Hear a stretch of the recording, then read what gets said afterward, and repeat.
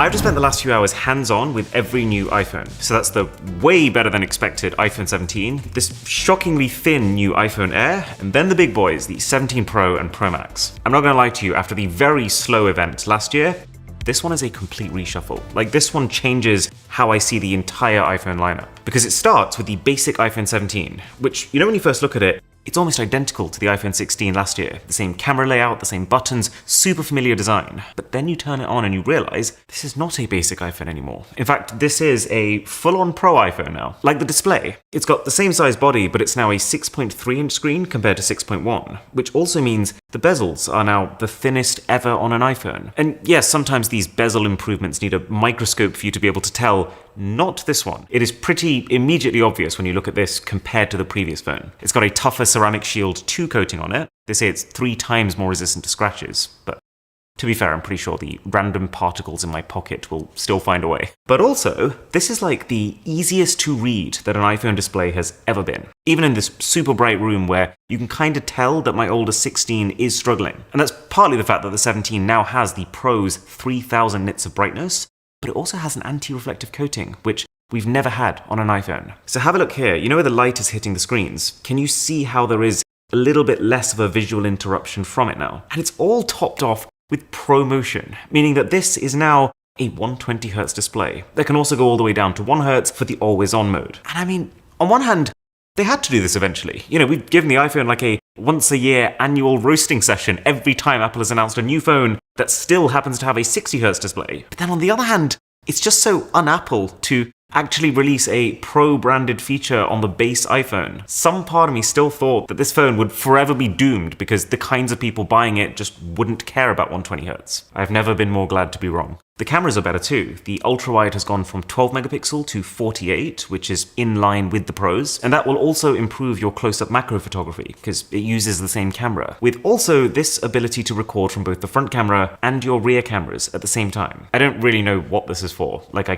can't imagine this becoming the next TikTok meta, but the implementation is slick. I do like how you can drag the bubble to decide where you want your face cam to be, and then how that reflects in the final footage. But the really interesting thing that no one saw coming is what is happening with the front camera. So they upgraded the camera from being able to take 12 megapixel photos to now taking 18 megapixel ones, but this is now a square camera sensor, which means you can take vertical selfies and you can take horizontal selfies no matter which way you're holding the phone up. This is so cool. The shots are wider than before, they're more detailed than before, and it also has center stage, which means the camera can automatically go out wider and follow you around when you're on a FaceTime call. It really does feel like, after years of purposefully nerfing the base iPhones to keep the Pros as attractive as possible, Apple's just decided that this year is the year that they rip the band-aid off entirely. Like, apart from the missing telephoto camera, there is such little missing here that I think this is by far the best value phone in the lineup. Because the iPhone 17 now also charges faster than last generation 16. It has an extra 8 hours of battery life if you're watching videos, at least according to Apple. It's got the new A19 chip, which doesn't feel like a mind-blowing upgrade, but still, you know, that's an extra 20% performance. And then, in like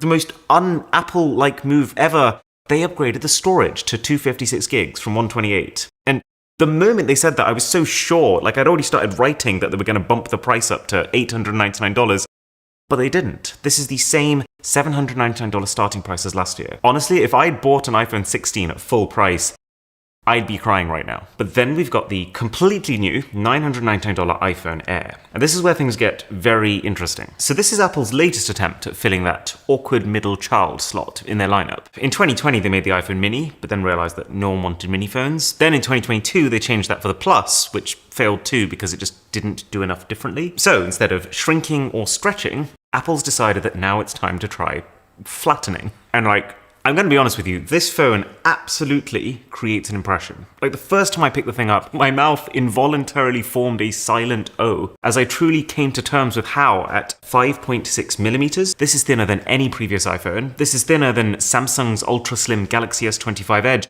The thing's thinner than a pencil. But the other thing is, it also feels a lot more luxury than I was expecting it to. When I watched the thing get announced, I thought, oh, it looks kind of flimsy and so light that it's a bit cheap. But it really doesn't feel it, especially with this glossy titanium rail going all the way around the sides and the ceramic shield that you've now got on the back. I think the 17 Air is made for the kind of person who cares enough about their phone to not just take the base 17, but also someone who isn't so into the specs that they'll worry about what they're missing compared to the Pros. And I think if you are that kind of person, you will look at this Air, you will compare it to all past experiences you've had with iPhones, and you will think, this is a miracle. But I see this product kind of like the really hot girl that you probably shouldn't try to date. You know it's bad news. You know it's not going to last. But let's be honest, you're probably going to try your luck anyway. But the truth is, you're making two pretty fundamental compromises for this thinness. The battery, which Apple helpfully tells us is still an all-day battery, but whose day? So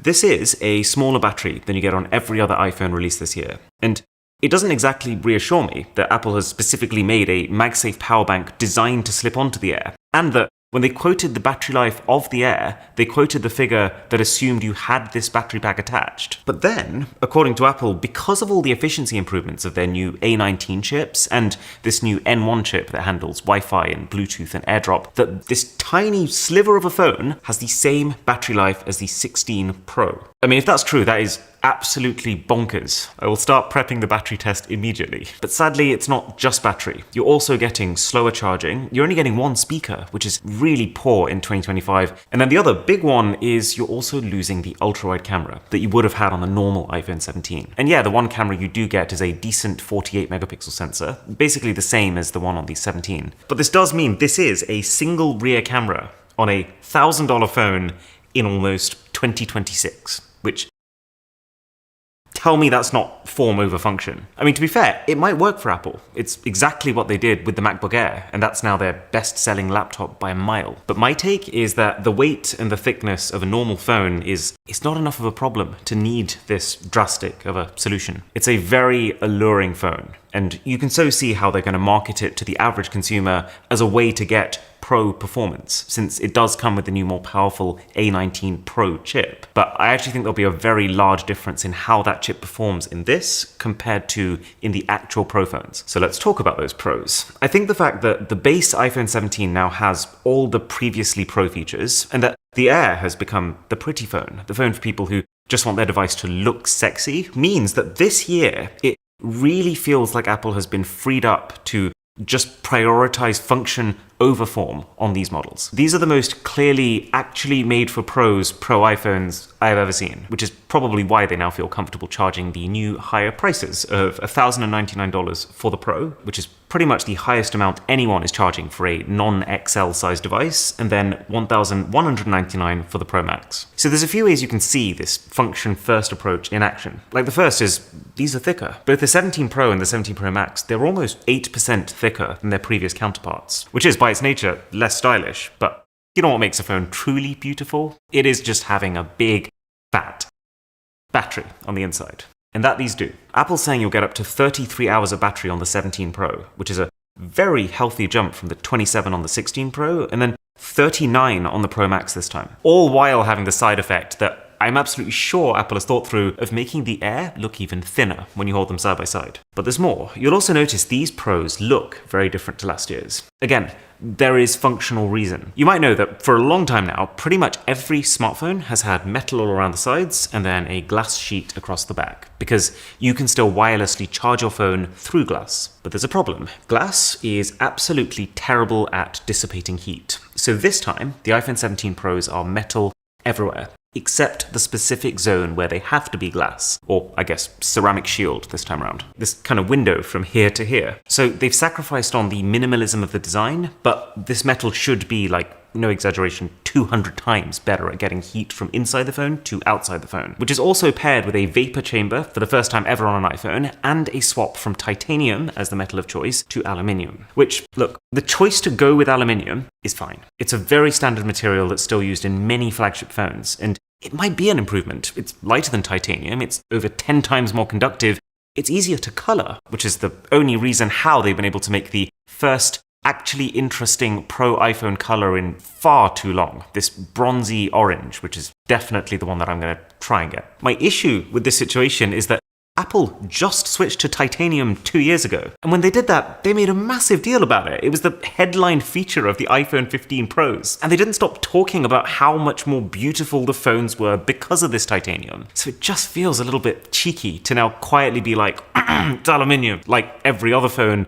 and then proudly talk about all the reasons why the new phones are better that are just because it is aluminium. But anyway, put all these things together and the iPhone 17 Pros should run a lot cooler, which is not the most exciting thing in the world, but it is needed. It'll make the phones perform a lot better, especially with the new A19 Pro chip. I tried some gaming on this and I'm not normally too taken aback by mobile gaming demos, but this actually was the most graphically impressive, smooth gaming experience I have ever had on a smartphone. They should charge faster, because charging is also programmed to slow down when things get hot. Honestly, I'll be happy if this just means my phone won't dim its screen to 0 brightness the minute the weather forecast changes to predict sun. But the thing that I'm most curious about is what's happening with the cameras. So the Pros get the same square front camera sensor that can do both orientations. And the other big change is the telephoto camera is going from 5x optical zoom with a 12 megapixel resolution to 4x optical zoom, but with a 48 megapixel resolution, which should actually be a double-sided upgrade, because it means that when you're zooming in, you don't have to wait all the way till 5 times before your telephoto camera kicks in. So the quality in the early part of your zoom is better, but also because you have 4 times the number of pixels, even though the optical zoom number is slightly lower, it should mean your photos look better, even when you go really far in. And that's the iPhone 17s. Very impressed with the base phone, interested by the Air, and then I feel like the Pros could have done a little bit more, but they're solid. Shockingly little mention of Apple Intelligence this time around, but I kind of prefer that because it means we get a bit more on the hardware end compared to the iPhone 16 generation. But now there's no titanium, it's like all the more reason to just get a Taurus case. Their Q3 Air has literal airbags inside of it. So cushioned, it doesn't matter how many times you drop the thing. But also, it's the only phone case that actually makes your life easier. I use the magnet on the back all the time to quickly snap it onto things to take videos. I use this stand every day so I can call someone while I'm eating or hook it around something so I can watch a show while showering. And I've seen so many companies trying to copy this design, but this is the real deal. Strongest magnets, sturdiest hinge, grippiest sides. Plus, their FlexLine charger is a lifesaver when I'm traveling, because this one brick replaces 2 high-speed chargers, but also with a baked-in retractable USB-C cable. Link below to have a look yourself.